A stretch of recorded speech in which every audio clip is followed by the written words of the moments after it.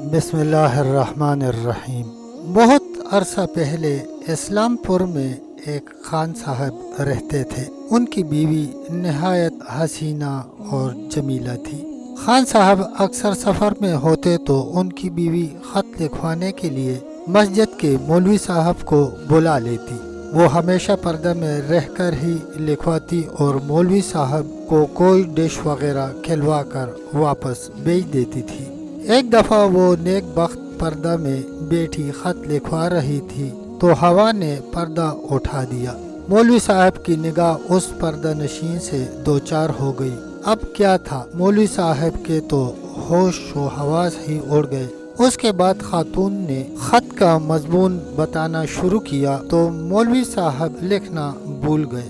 بار بار یہی کہتے کہ کیا لکھوں۔ اب جب بھی وہ جو کچھ بھی کہتی اس کے جواب میں مولوی صاحب کی زبان سے یہی جاری رہا کہ کیا لکھوں۔ آخر وہ خاتون سمجھ گئی کہ یہ بیچارہ مولوی اس کے حسن کی تاب نہ لا سکا ہے اور عشق کے شاہین نے طائر عقل کے پر نوچ لیے ہیں۔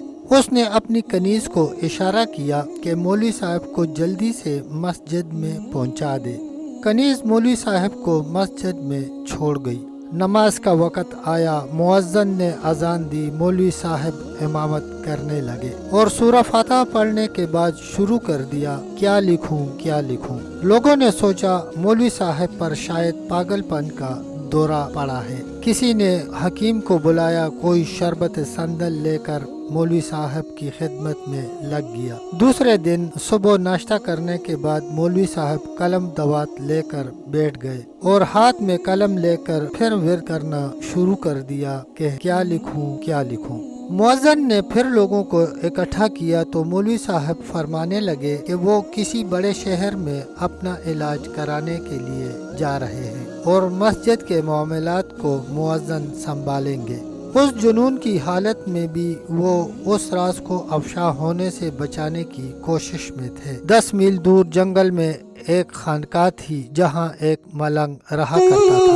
مولوی صاحب شہر تو نہ گئے، اس خانقاہ پر پہنچ کر وہیں رہے اور اپنا ٹھکانہ بنا لیا۔ نہ بھوک لگتی نہ چین آتا، اندر ہی اندر گلنے لگے۔ 3 ماہ کا عرصہ گزر گیا۔ خان صاحب سفر پر تھے تو بیگم نے مولوی کو بلوا بھیجا۔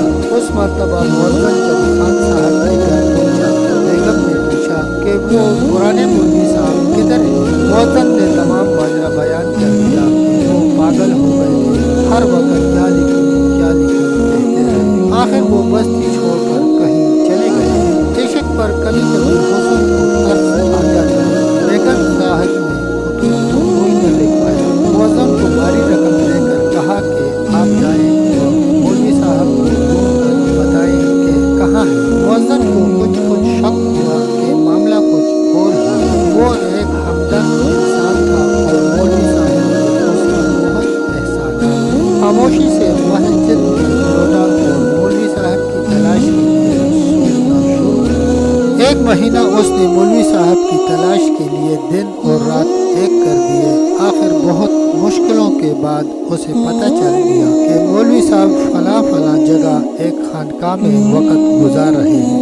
ایک دن فجر کی نماز پڑھانے کے بعد مؤذن نے اس خانقاہ کی طرف سفر شروع کیا۔ سارا دن چلتے چلتے تھک گیا اور آخر پچھلے پہر وہ اس جگہ پہنچ گیا۔ کیا دیکھتا ہے کہ ملنگ ایک تازہ قبر پر پانی چھڑک رہا ہے۔ یہاں مولوی صاحب آئے تھے۔ مؤذن نے پوچھا، یہ پڑے ہیں؟ ملنگ نے قبر کی طرف اشارہ کرتے ہوئے کہا، کیا ہوا؟ بس فنا ہو گئے۔ وہ کیسے؟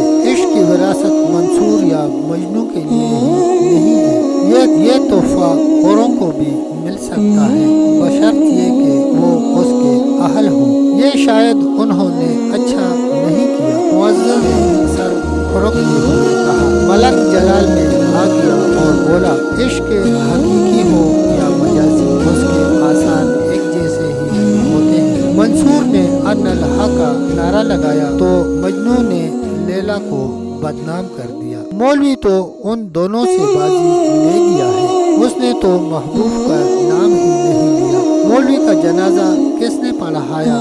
مؤذن نے سوال کیا۔ ملنگ، تم ملا کے ملا ہی رہے۔ ملنگ نے چل لا کر کہا، ارے مولوی صاحب کا جنازہ عام لوگوں نے نہیں پڑھایا، کیا تم نے نہیں سنا کہ اگر کوئی عشق میں مبتلا ہو جائے،